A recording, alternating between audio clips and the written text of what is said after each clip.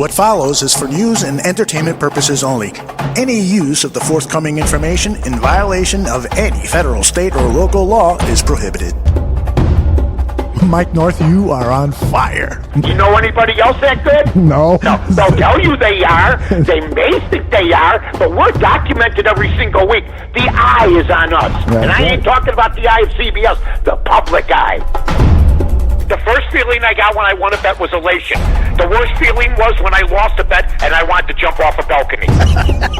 Give me a quick betting tip. Yeah, do win and don't lose, but usually it doesn't always work out that way. How many times you heard this? I'm going to Vegas. I go, how'd you do? Well, if I lost $4,000, but you go there to have fun. No, you go there to win. And that's what's wrong with people. They have the negative mentality in anything they do, including sports, before you even lay the bet down. So you got to be positive.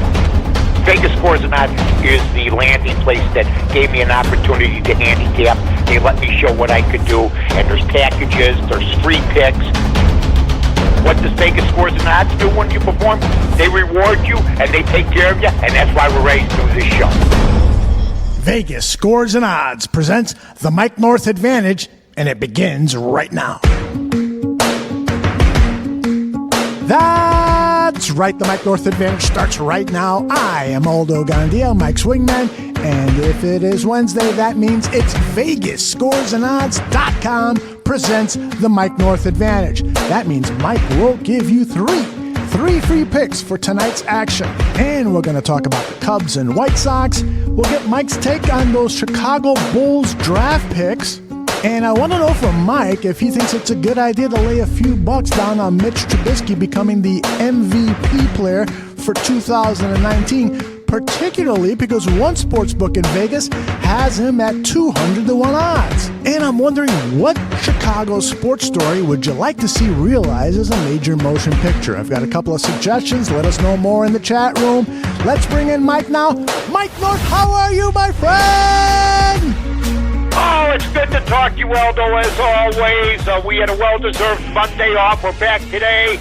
And you know what? We'll talk about all that great stuff that you just brought up. But first, I want to just tell everybody, I've been about 500 the last 2 weeks on Vegas Scores and Odds. I've won 3 in a row, then I lose 2 in a row. I win 2 in a row, then I lose 3 in a row. I win 4 in a row, then I lose 4 in a row. It's been one of those runs, yet I've done good on Barroom. I've done good.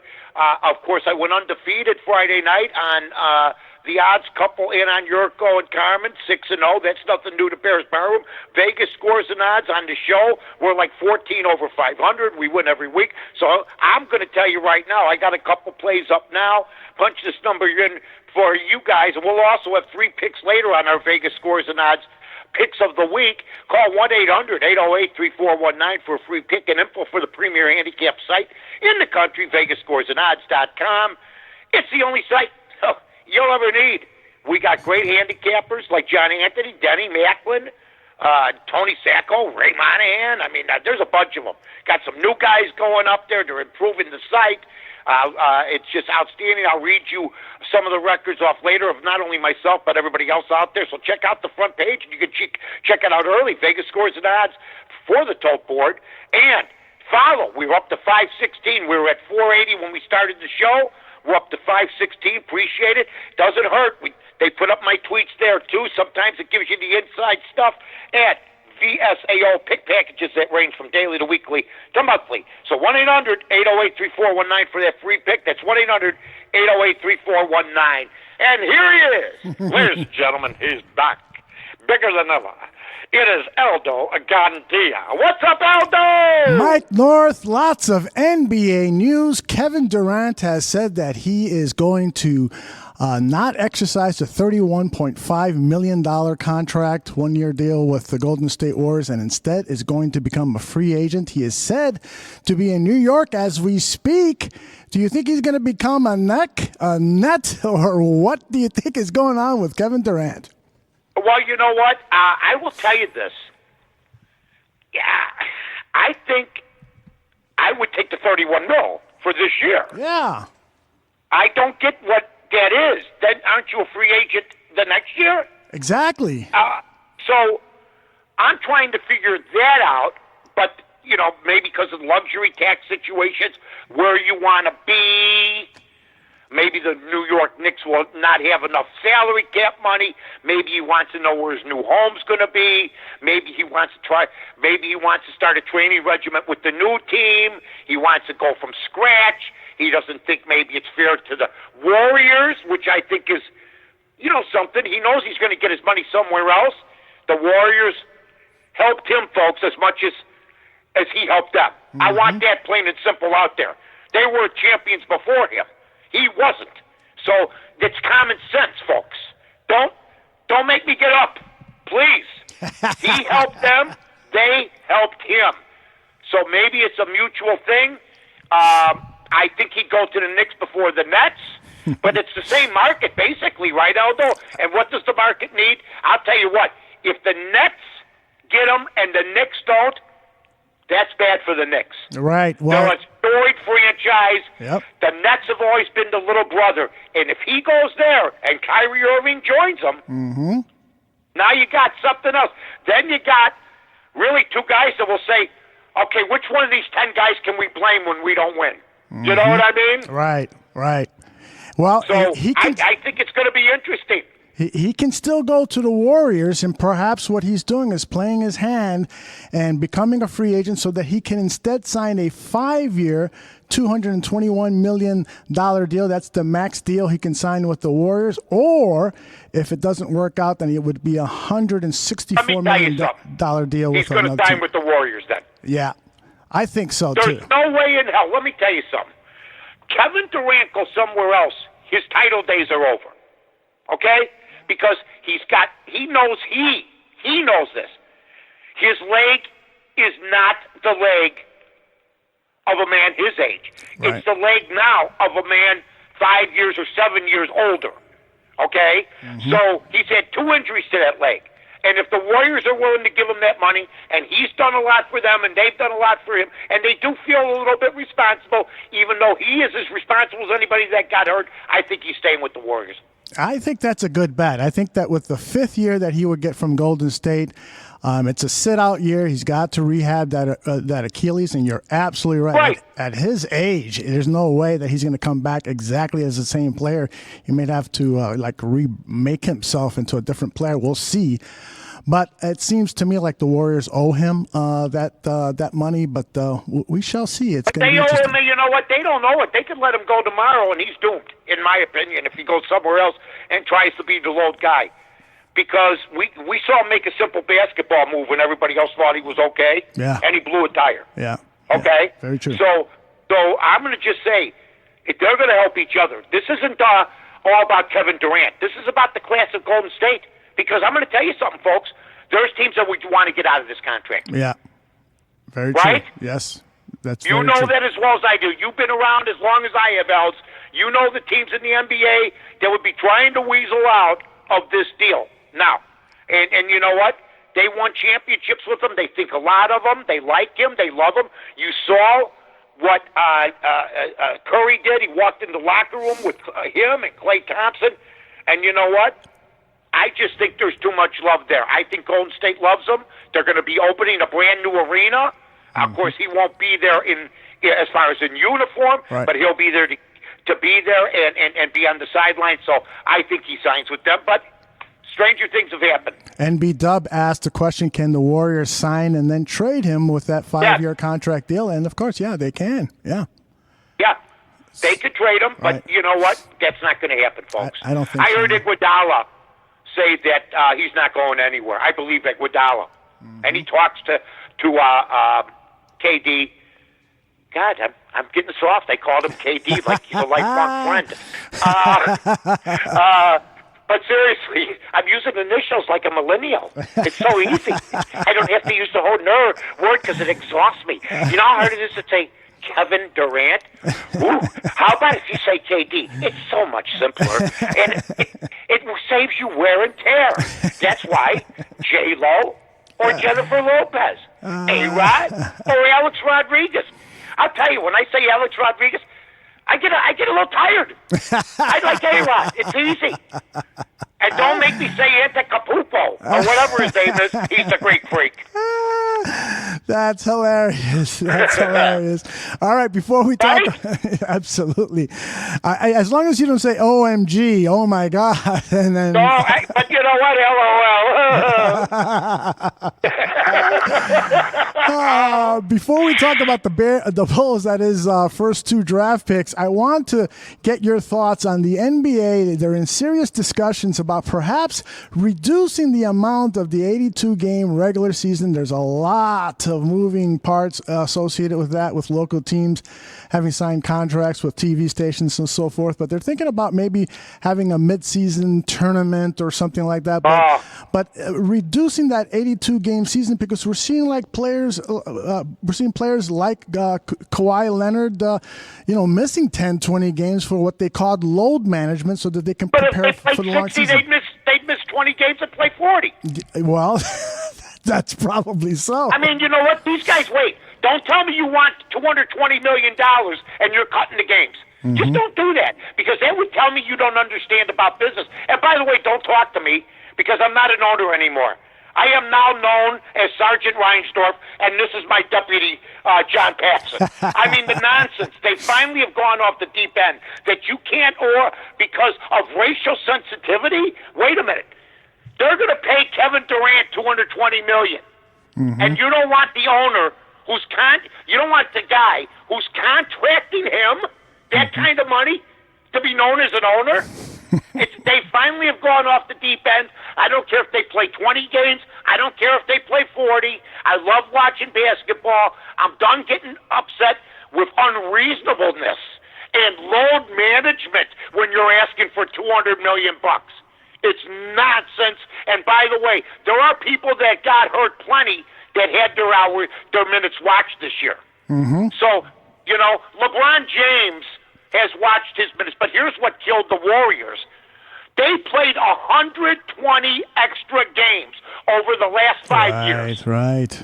That is a season and a half of basketball. Mm-hmm. So, this nonsense that Kawhi Leonard can't play over 60 games or he might go down is nonsense. It's just that. But if you're going to go deep into the playoffs, like Golden State did, and sure, players are going to break down when they're playing an unreasonable amount of games each year for 5 straight years. Mm-hmm. Yeah, very, very good point. Mm-hmm. And by the way, we're going to have a box of steaks delivered to your home, and courtesy of our fine radio station here. Thank you so much for listening. My guy. Yeah, but you know what I'm saying? I don't care what they do. They've gone off the deep end. Wait, a guy works his whole life, buys an NBA team, becomes owner, and you can't say owner anymore. I mean, I was just appointed admiral of my automobiles yesterday. I'm an admiral now. I told BB I want to be known, and I'm not the owner of my house anymore. No, I don't have a mortgage. When you call me about my mortgage or what's going on, please ask for the governor of the home, please. I asked the question. Unbelievable. I asked the question about the 82-game regular season, and 51% said that the season is too long, even for the fans.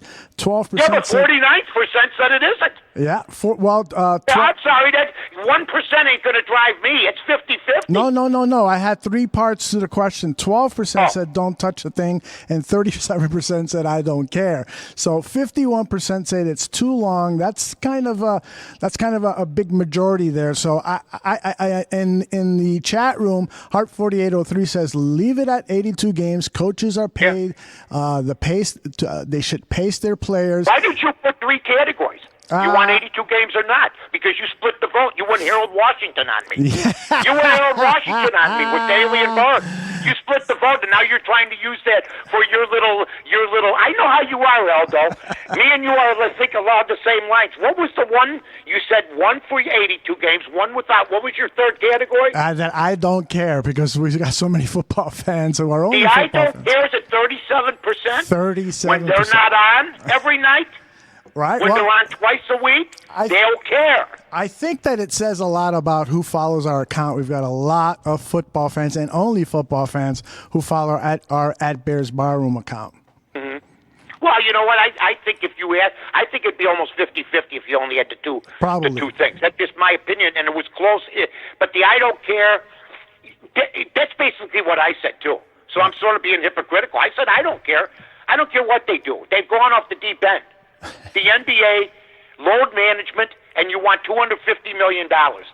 Yeah, you got to take some. You got to play for the fans. Mm-hmm. Everybody's forgotten about the fans in this, except the people that the owners got to have those games to pay the players. Yeah, exactly. Hey, I mean, how many fast foods joints are open 4 days a week, and then have to pay for 7? Yeah. You think McDonald's open 4 days a week? They're open around the clock, man. Mm-hmm. Yep, it is true.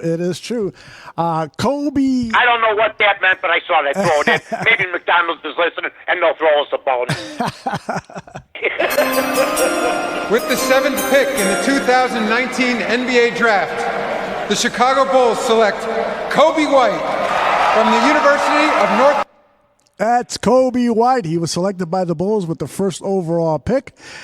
Kobe White is from North Carolina. He's 6'5", awfully fast. What are your thoughts about this player? Neither guy could shoot. That's the problem. The problem is neither guy can shoot. They're 40%, 42% shooters. Reading the media accounts, I thought they basically drafted Pete Maravich and Lou Alcindor because they're trying to put a stiff upper lip here. They want athletes. I want basketball players. So we have a little disagreement. I want guys that are basketball players that are good athletes, not athletes that might be good basketball players. And that's where me and Mr. Paxson have a little problem, because I'll guarantee you this. The people that are writing about these two guys never saw them even play.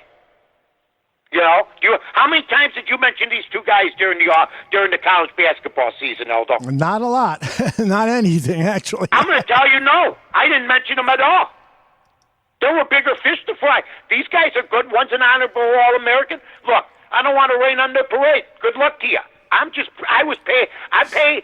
paid my whole life to give my opinion. My opinion is they're good 8th and 9th guys in a rotation down the line. Period. I don't know what you want me to say about a second-round pick. We can't even get first-round picks that are any good. So hopefully, if I'm going to lean towards one guy, it's going to be White. He comes from good pedigree. The other guy was a 4-star athlete. I would have preferred 5. He was pursued, Gabbard, by Florida, by Vanderbilt, by other very good programs. The thing that distresses me about him, they showed a highlight of him on social media today. Everyone was a dunk. Yeah. Everyone was a dunk. He can't shoot. The one guy's not bad. The North Carolina kid, White, 80% from the free throw line, but the other guy can't shoot. Right. Well, this is what Kobe White said on Bulls TV when he was asked about the transition to the NBA.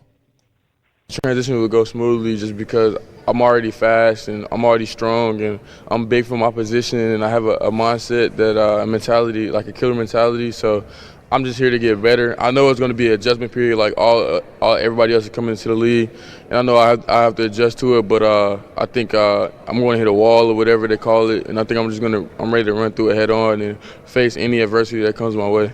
The city of Chicago got a great attitude, I'll tell you that. Well, yeah. I mean, I think it's important. He's not.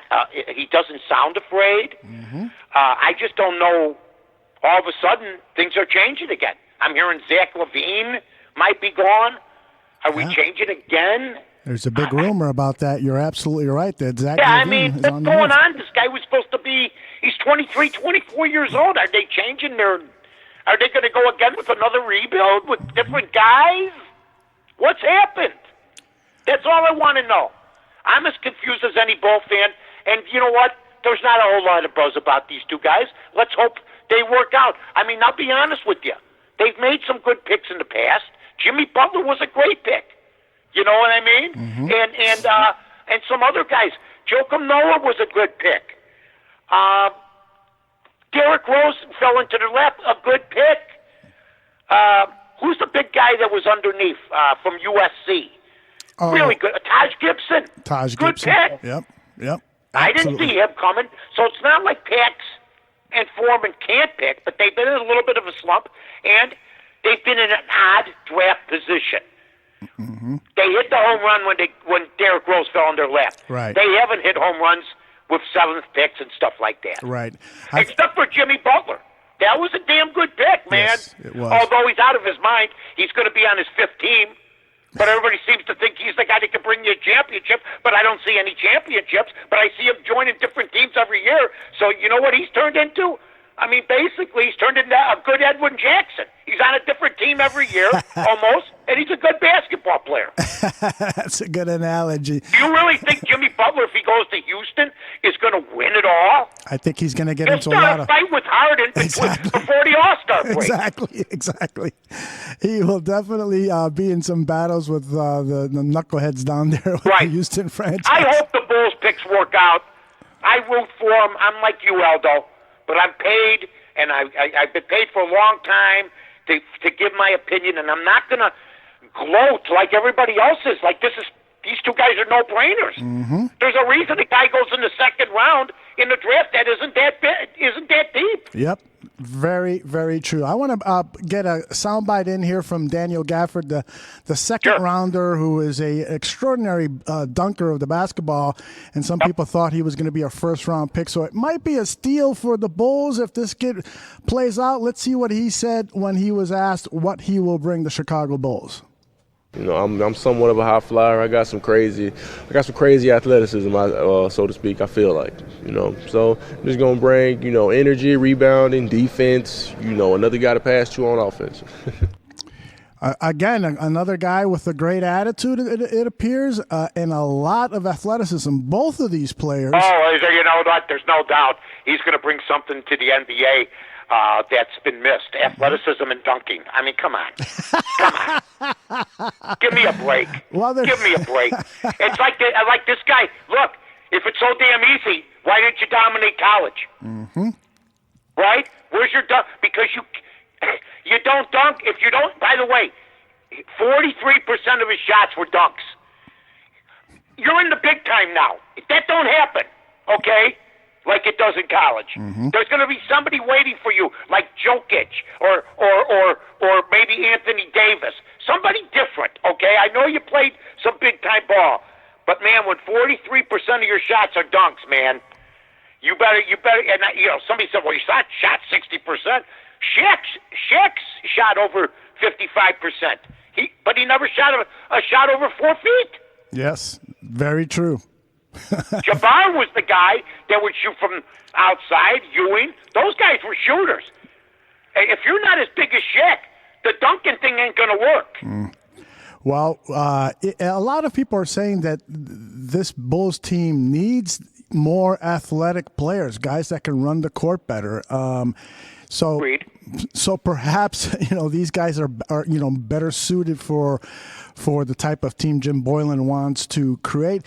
And then another thing is, so when you run to the other end and shoot and miss, then you got to run to the other end to get on defense. Exactly. Is that how we're going to work this? I mean, all of a sudden the Bulls. By the way, this should tell you all you need to folk. No, Zach LaVine won the slam dunk contest. Is quicker than hell. Mm-hmm. Is very athletic, and they want to ship him. That is the rumor. Which way are we going? That is the rumor. rumor. Don't tell me you want to be athletic when you got a guy that I just described to Aldo. Mm-hmm. God, am I good today? I just described this to Aldo. A guy that can actually play basketball and has athleticism and is quick is Zach LaVine. And they can't wait. And now I'm hearing they might ship him. They don't know what they're damn doing over there. The Garpax criticism by Mike North continues. You don't hate those guys. What am I supposed to do? I look at 22 wins. They're telling me they want to be athletic. They want to ship their most athletic player, Zach LaVine. I don't get it. It's like the Chris Sale trade. Well, you know what? By the way, Boston's beating the White Sox, so they're going to bail out Chris Sale. But I want to just say this real quick. Because Boston's leading 7-6 right now in the top of the ninth with one out and a man on first with Abreu up. So, we're not done yet. But Ronaldo Lopez, I know he gave up 9 hits. But if he would have had a bad day today, I think he was in trouble. This was a big outing for him, at least to give him some more time to go to Fenway Park, duel, a good pitcher, and to come out ahead when he left. Mm-hmm. Absolutely true. Absolutely true. And I got to tell you, Mike, my heart is breaking right now. If the Sox don't come back to win this game after having a lead against the Boston Red Sox for the second straight day and blowing it, I'm ready to cry. I mean, this is ridiculous. What's going on with you is that I know this. You had a lot at stake because you don't make a lot of predictions. I don't. You usually go that, but when you make predictions, they hit. Like with the Bears and with the White Sox. I liked your prediction of 500.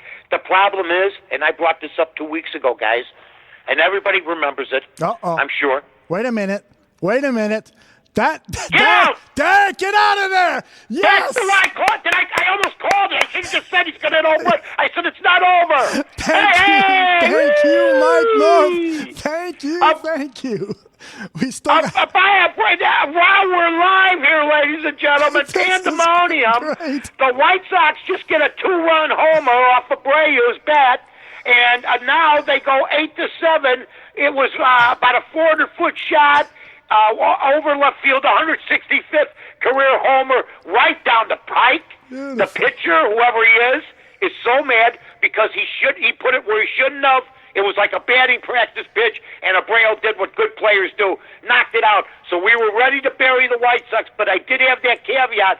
We still got a shot. Abreu's up, and basically that's exactly what happened. That is outstanding job, Mike North, of telling our followers exactly what happened. And you were right. I thought when you were talking before the home run, I thought that you were going to make that prediction by the way you were framing your words, and then you didn't. And then you know what I said? Though we're not done yet. Abreu's up. That's good enough for me because he did what I think he's capable of. Huge win. If they end up winning this now, they still got a coach. They're going out to get the pitcher. They're going to get somebody new in, and then because this didn't exactly work out, and for Alex Cora, and then they're going to go to the bottom of the ninth. But if this win happens, okay, it breaks the spell. But what I was going to say before he did hit the homer is, look, they're not going to play the Royals in Baltimore every week. The thing I've liked about this team is they've beaten the teams they're supposed to. And what really exposed them was when they were at home and beat the Yankees 2 in a row. They should have won one of the next two, and they couldn't get it done. And since that time against good teams, they get beat. Today would be sweet, would be nice, but I think it's going to be tough for them to finish 500 because their pitching is just too spotty. You're absolutely right about that, and we will see if Rick Hahn is going to make any moves. Because this team, Kenny Williams. You mean Kenny Williams? Exactly. I found some strings. It was Rick Hahn's marionette strings. They almost tripped me last night. I knew you were going to say I'm going to make a Rick Hahn puppet. You know, the kind that you get behind the screen with the strings, the marionettes? You make them. I'll sell them outside of White Sox Park. We'll sell them outside. We'll be arrested. We'll be arrested for selling Rick Hahn marionette puppets. That's fabulous. I think we got to find a guy to make us about 10 of those. We'd make a fortune if we sell them out. That would be awesome. Unfortunately, getting there it would take us 2 hours. We'd burn the gas. Josh Taylor in for Boston. Now that the horse has left the barn. I love it. Too late now, buddy. I love it. All right, let's hope.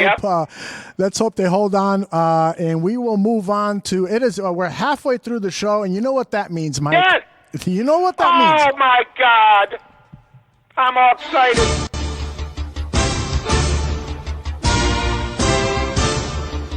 Yeah! I don't know. 2-1 this, I believe. On fire. Like nobody's business. About 13, 14 games. Look, I'll let you know when I lose on Bears Barroom or Vegas Scores and Odds, okay? Basically. And by the way, Vegas Scores and Odds, let's talk about them really, really quick because these guys are outstanding guys, number one. They've been around for a long, long time. They're as good as it gets when it comes to getting the word out. Follow them at VSAO. Make sure you follow these people because I'm going to tell you something right now. They got top handicappers. In fact, I'm going to go to their page right now, and I'll read up a couple of guys. Tony Sacco. Tony, 4-2 last 6 days. MLB. Here's an MLB power play. tonight. Dennis Macklin, the Mac Attack, went 2-0 on Tuesday with the easiest kind of run. I wish I would have been the Mac Attack because I didn't do that. Oddsfather for free winners. Just call the VSAO free hotline. And then we got Hollywood, who's on fire at 4-2. Dennis Macklin 11-7. All sports. Last 30 days, Hollywood at 22-9. Vegas Pipeline. I have not been one of the top 4 guys. All time, I'm second. 1476 and 1290. I've made $1,000 bettors, $43,750 over a 5-year span. Hockey, number 1, 46 and 30. College football, number 2 at 160 and 137. NFL, 219 and 191. I'm top 4 in all these categories, folks. So go to Vegas Scores and Odds, 1-800-808-3419. Call them up right now. Ask for information on packages and everything else that we have there. Follow us at VSAO. I want to see us with more than 516 when I go to this thing tomorrow. Follow it, folks, because sometimes they give out free picks you don't even know about. I'm giving them out to the people there. All right, I'm ready to give out my free picks, of which solid gold, wouldn't you say, Eld, so far? Solid gold. Solid gold. Remember solid gold with Marilyn McCoo? Oh, did I love Marilyn McCoo? Oh, yes. Oh, here we go. I did. I interviewed her on The Score, by the way. Oh, really? I loved her. When she was doing solid gold, she was on. I got her. Nice. I go, Jesse, get me Marilyn. Jesse Rogers, get me Marilyn McCoo. He got her. Damn. Great girl. Beautiful, I too. I interviewed Chuck the other day. Chuck Connors was on. They had a thing about Chuck Connors on social media, on Twitter and other things, that he was one of the first 2 sport athletes, played for Brooklyn, played for the Cubs, played for the Boston Celtics, and then became the Rifleman. Not a bad run. Great actor. But I had an hour-and-a-half interview with him on The Score. So he's got the all-time 1 interview record over there, outside of Ditka, who was paid. But that was way back in the day when he was still doing his thing. All right, here we go, because Aldo's going, Aldo, wake up. Aldo's going, for God's sake. I forgot what we were doing. The music ran out. Anyway, ladies and gentlemen, it's always good to be back with my guy, Aldo. And you know what? We win on a regular basis. I'm not bragging. It's just that. Number 1 tonight, Cubs come back with a vengeance. Dallas Keuchel still doesn't have his sea legs about him. Darvish, to me, is making us forget almost until he has that 1 inning. Maybe. I don't think he can go past 6. He very rarely does, but I believe in him tonight. I'm going to take Darvish with the Cubs at 43 and 36 against the Braves at 47 and 33, and they're minus 124 on the money line. All right, then the next pick I'm going to have for everybody, and all you folks out in Las Vegas, hello, how are you? Angels tonight. The Reds with Rourke at 36 and 41. The odds aren't that big. Beria is the pitcher for the Angels. They're 40 and 40, so they're just a 500 team. But I'm going to take them at minus 119. So I have the Angels and the Cubs as home favorites tonight. Well, what can you do for us now, Mike? I got one more for you. This is a money line play. A run-line play, everybody. So make sure you pay attention to this. The Marlins, are minus 140 against Corbin and the Nationals at Miami tonight. You pay 130 to win 100 to get a run and a half. Take Miami, a 6-10 ball game, all of them are, plus a run and a half at minus 130 for every 100, okay? I plan on betting all these games. I don't ask anybody. The last 2 weeks on Vegas Scores and Odds, people have been 500, so have I. So I feel your pain too, folks. Just stick with me. I'm too much. My record's too good. My record's too good. I don't lose on a consistent basis. I win. And it's like a stock. It's like Colgate. You know what I mean? Procter and Gamble. It's like GE. I'm always going to be there. That's all I'm going to tell you. Aldo, back to you. All right. A perfect segue to our next topic, which is Mitch Trubisky, 200-1 odds to win the MVP, according to a certain sportsbook. At the top of the odds chart, they've got Patrick Mahomes, who was drafted in the same year, at 4-1 odds. Aaron Rodgers and Andrew Luck come in at second. They're tied to 1 at 8-1. But they've got Mitch Trubisky way down on their one sheet here, along with players like Packers running back Aaron Jones is also 200-1. I want to first ask you, is this a slap in the face to Matt Nagy and Mitch Trubisky, or is this just good Las Vegas sports books betting sense? It's Las Vegas sports bookies saying he ain't worth a damn. Really? Go on. Throw your money at us. Because there's no way that he's winning MVP. Because everybody in Chicago will bet $10 or more on this. Just for the hell of it. Yep. Just for the hell of it. I'm going to do it. Because I like Mitch. Yeah. I want him to do well, but that's not good news. Mm-hmm. And that's a team that's Vegas is more sold on as a complete team, a deep team, and a defensive team. Because the guys ahead of him, Mahomes, what is Deshaun Watson? Do they have him listed? Yeah, let me look. Because he's the guy I wanted, and everybody told me I was nuts. Okay, so if he's not listed at, maybe it's just these quarterbacks. Maybe he's not even down there because it's a big list, isn't it? Yeah, it really is, and I can't find his name. I see Khalil Mack at 100-1, but I don't see Deshaun Watson, which I'm shocked surprised. that Deshaun Watson would not be up there. Yeah. It's got to be up there. Let me check the black box. We'll improvise on the flyer. Yeah. I will. What are the odds of Deshaun Watson While being Mike MVP? checks that out, I will tell you that also on the list is Drew Brees at 10-1, Tom Brady at 10-1. Phillip Rivers at 14-1, Russell Wilson at 16-1, Ben Roethlisberger at 25-1, along with Matt Ryan and Baker Mayfield at 25-1. I just think this is a sacrilege to say that Mitch Trubisky's at 200-1. I wonder if these guys have actually seen what Mitch Trubisky has done and the promise that he has shown. It's effing believable. Yeah, but you know what? I'm looking at this. Mm-hmm. I mean, Deshaun Watson's down low. Cam Newton, Carson Wentz, they don't believe in. You know what I mean? Yeah. So it's not just Mitch. That's true. You know what I'm saying? That's true. If I'm looking at this, it's not just Mitch. I mean, it's an exclusive club. Just because you're not going to win MVP doesn't mean that you can't win it all. Absolutely. Absolutely. I mean, so if Mitch ends up winning 12 games, I don't care if he wins MVP or not. I'm not 11 anymore. Mm-hmm. I don't care about that crap anymore. Yeah. I cared about that. I cared about Peyton making the Pro Bowl and all that stuff when I was younger. Mm-hmm. And Sayers and Butkus making All-Pro. I don't give a damn about that. I want wins. So if Mitch wins 10 games and we go to the playoffs, I could give to Rudy Tooty if he doesn't make the playoffs. You know what I mean? If he doesn't get MVP. I mean, seriously. I like the kid. I want him to do well. I'm not going to let this rain on my parade. But as an odds maker, that's not good news for Bear fans. Yep. It isn't. Yep.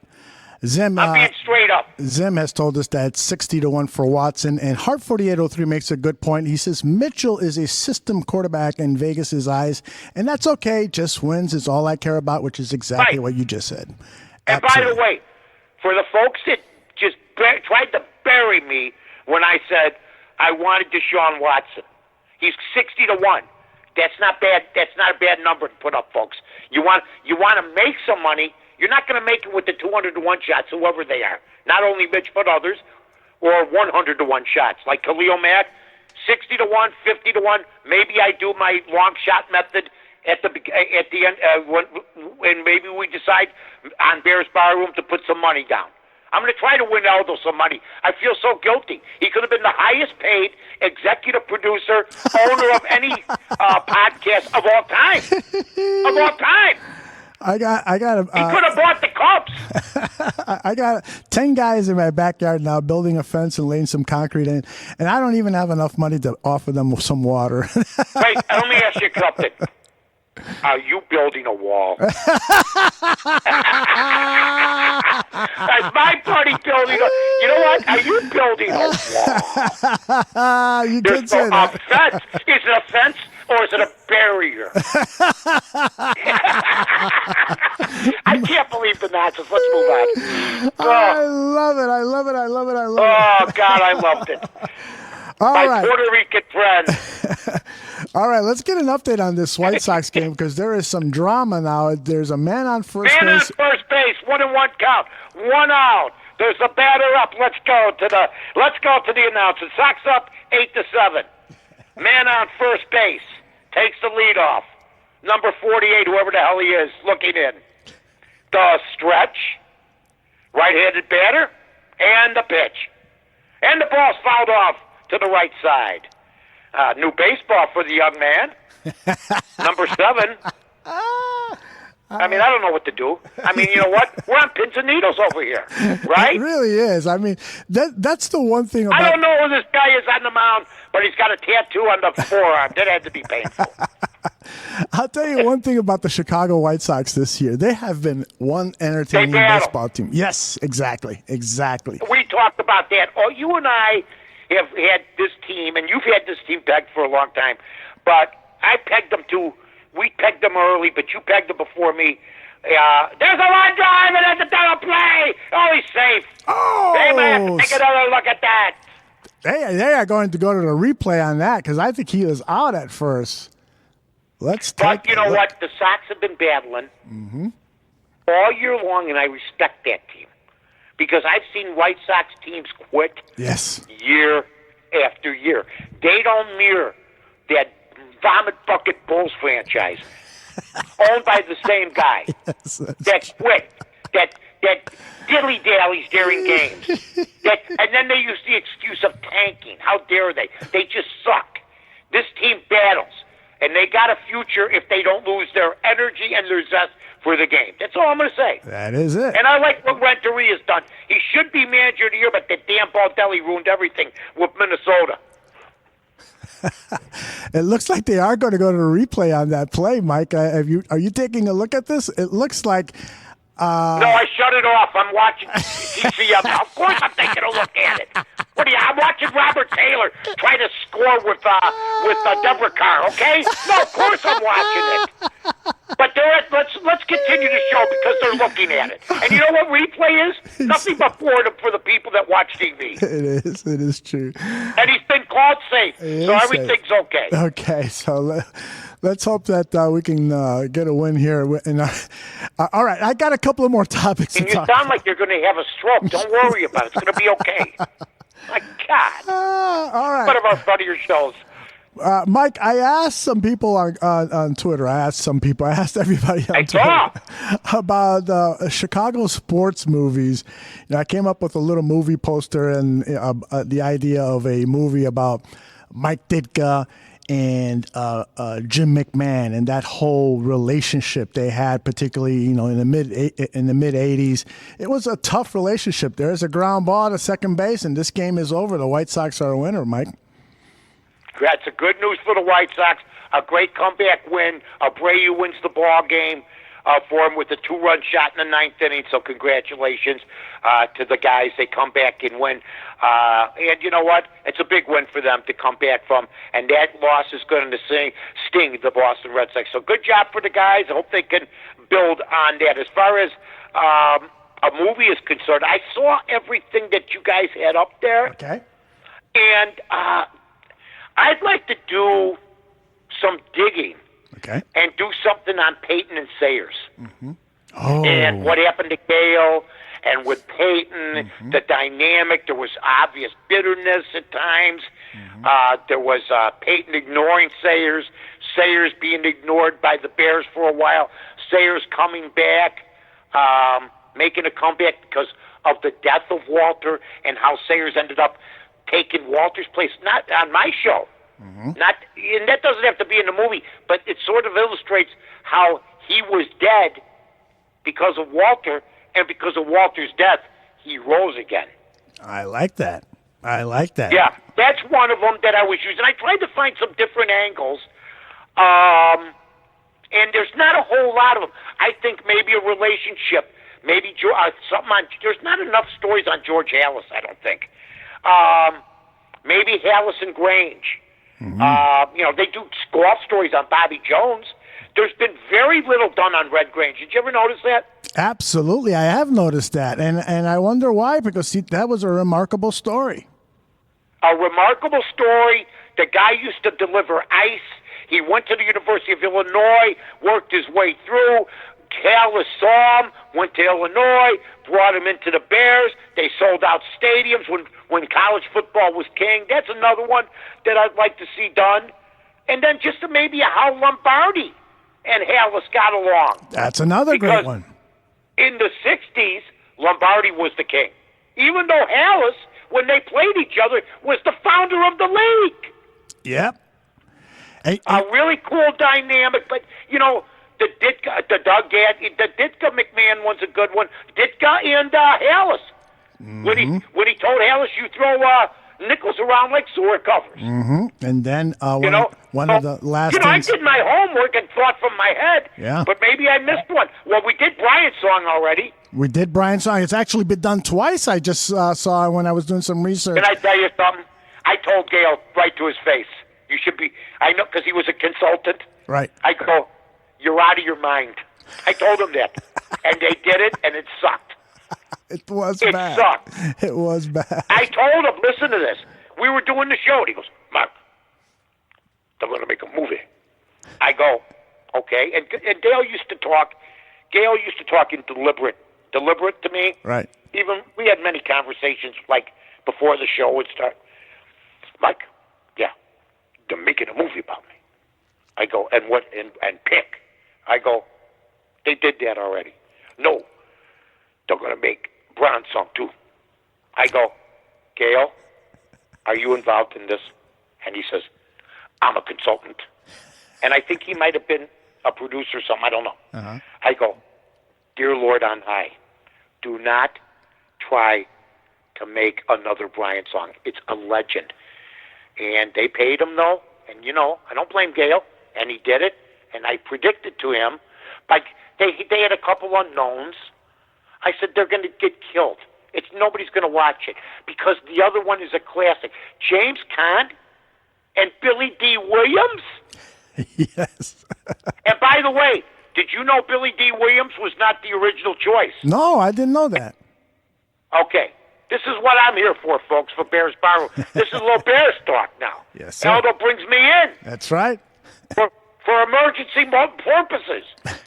Do you know they already did some shooting, and he got hurt.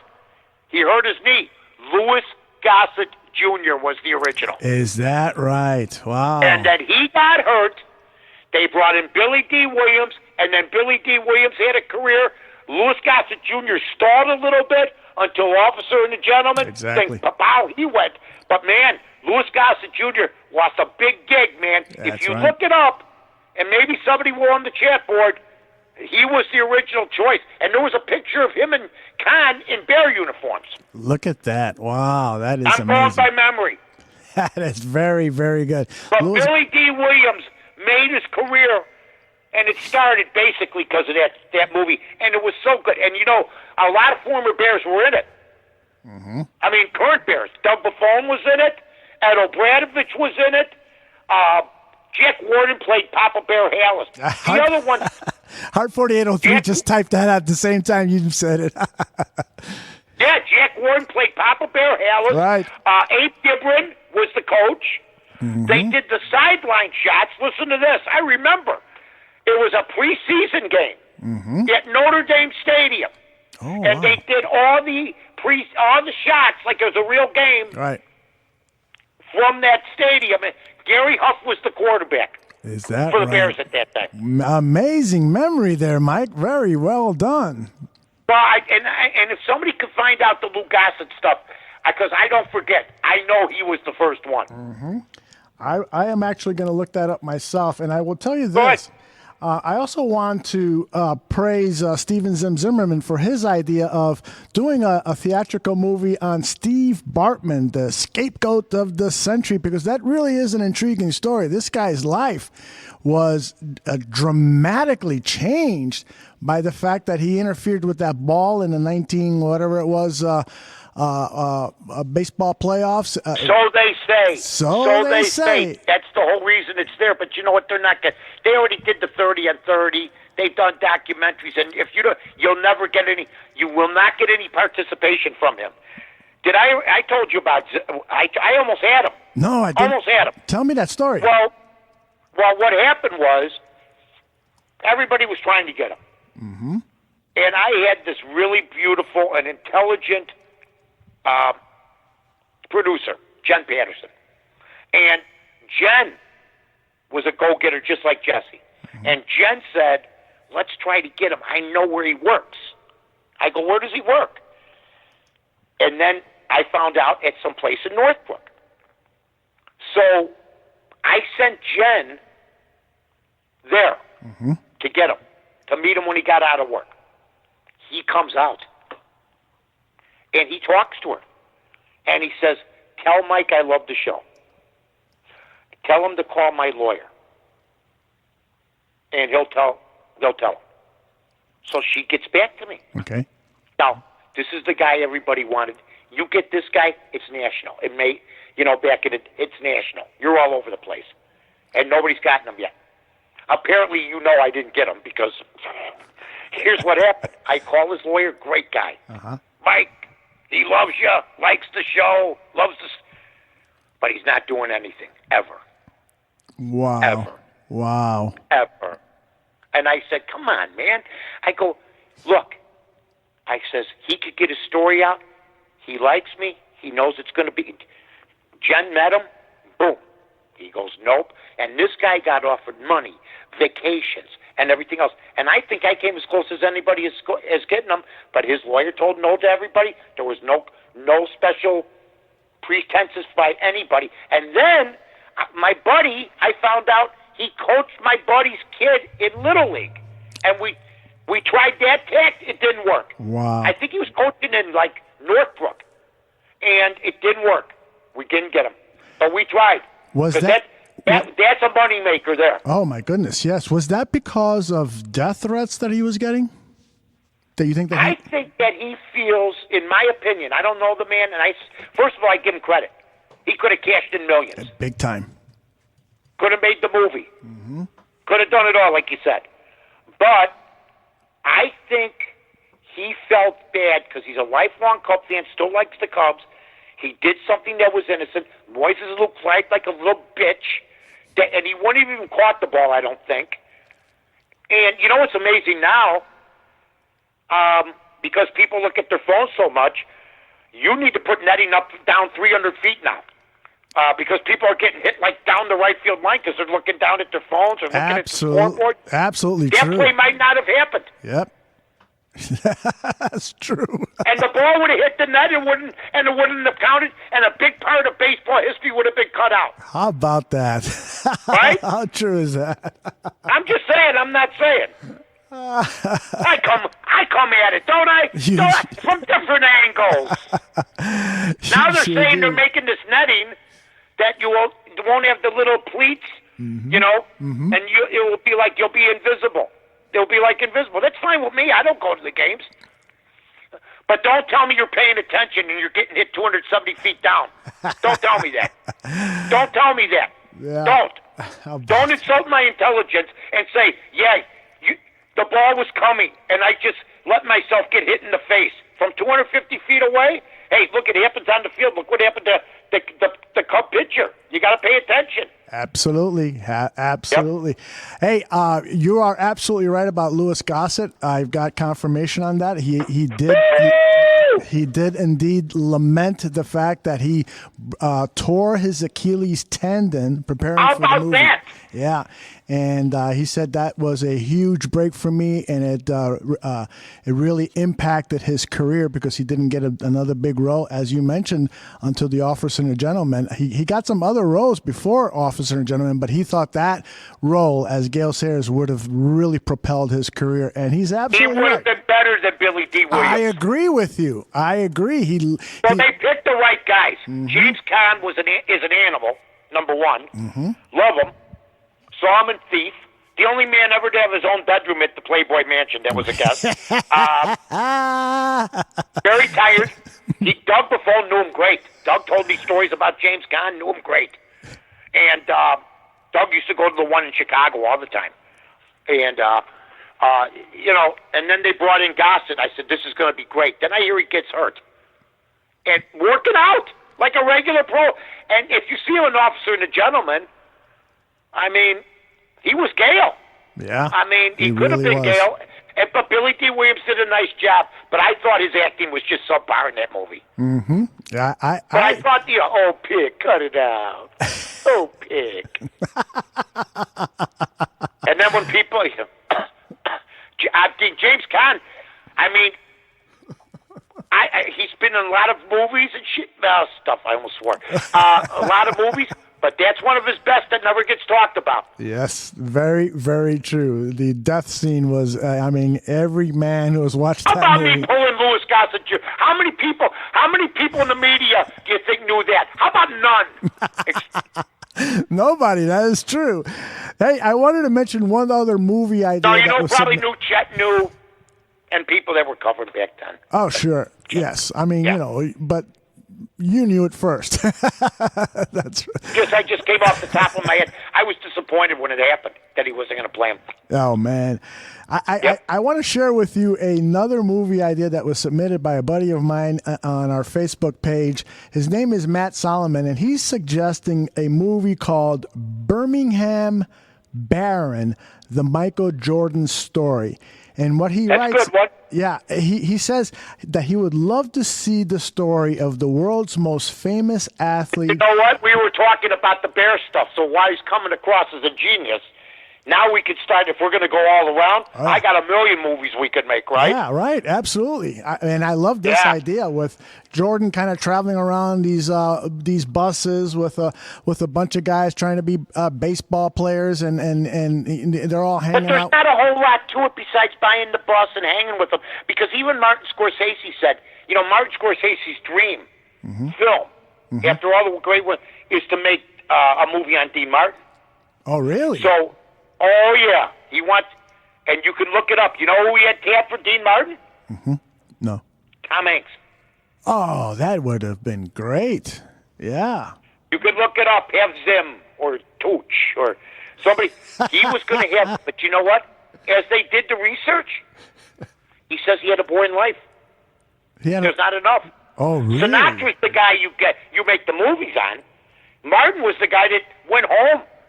Everybody thought he was running. The guy played golf in the morning, did his shows, and went home to Jeannie at night. That was it. That's And liked amazing. Western.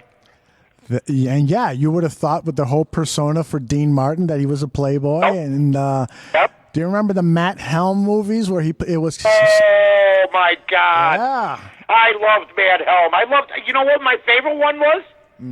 Our Man Flint. Yes. With James Colbert. Oh my goodness. My wife and I love James Colbert. I love James Colbert. I loved him in The Magnificent Seven. I loved him in Hard Times with Charles Bronson. I loved him in The Great Escape. I loved him in all those. James Colbert. I loved him in Payback, which was shot in Chicago with Mel Gibson. I loved him. Affliction with Nick Nolte. Yes. Unbelievable. Yes. He was like a poor man's McQueen. He was like a quiet guy. As he got more into the movies, he became a leading man. Lee Marvin, I watched The Wild Bunch the other day, 1954. He's the rival to Marlon Brando, Johnny, and I think what Lee Marvin did with his career, from being a Liberty Valance, which was not a lead role, even though the name of the movie was Liberty Valance, to this movie with the Wild Ones, I thought how he became a leading man was about as unexpected as it could be. Yep. I agree with that. And you are absolutely right about the Tom Hanks story. I just looked that up. Martin Scorsese, indeed. I'm on fire. You I'm are. on fire. I don't know. There's something wrong with me. I just remembered like useless stuff. But Tom Hanks, do you think he would have been good? He would have been fabulous, especially back Joe then. Montana played him in The Rat Pack. He was good. Oh, yeah, you're right. Ray Liotta played Sinatra. William Peterson, my buddy, played JFK. My other buddy, Joe Montana, these guys, he played Dean Martin. It was great. It was awesome, man. They don't show it anymore. That's so sad. We have to start a Twitter campaign to get that movie back on television. Absolutely, my friend. All right, so we've gone through our movie ideas. I want to conclude the show, Mike, by talking about something. I'm in my car and I'm listening to ESPN radio, and I hear David Kaplan, your buddy over at ESPN, recalling a story about your famous phone call with Ozzie Guillen. So here's what I'm going to do. I'm just going to play a portion of this. I think I got this queued up correctly. I'm going to play a portion of this, picking up David Kaplan recalling that very famous.